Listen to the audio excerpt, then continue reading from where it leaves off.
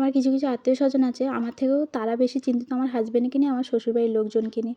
তো আমি কেন শাঁখা পরি না তার মানে আমি আমার হাসব্যান্ডের মঙ্গল কামনা করি না। আমি কেন কাঁচের চুড়ি পরি? আমি কি মুসলিম? আমি কেনই এখনও বিয়ের পরে জিন্স টপ পরি? তো তাদেরকে আমি একটা কথাই বলতে চাই, বেশ করে আমি শাঁখা পরি না। সেটা আমার ব্যক্তিগত ব্যাপার। আর হ্যাঁ, আমি আমার স্বামীর মঙ্গল কামনা করি না, তাই আমি শাঁখা পরি না। ওই তোমাদের মতো শাঁখা সিঁদুর পরে এক গলা ঘোমটা দিয়ে ঘোমটার নিচে না খ্যামটা নাচটা আমার দ্বারা হবে না।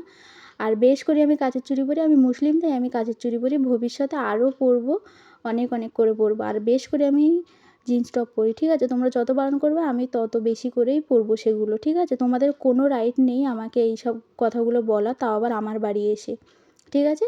এতদিন আমি চুপ করে সহ্য করেছি, তার মানে এটা নয় যে ভবিষ্যতেও আমি সহ্য করবো। এরপরে যদি তোমরা আমাকে এই কথাগুলো বলতে আসো, তো তোমাদের মান সম্মান রাখার দায়িত্ব আমার নেই। আর সবথেকে বড় কথা, আমার হাসব্যান্ড আমার পাশে আছে। তোমাদের কারোর আমার কোনো প্রয়োজন নেই। তো নেক্সট টাইম যখন কথাগুলো বলবে না, ভেবে চিন্তেই তারপরে আমার সাথে কথা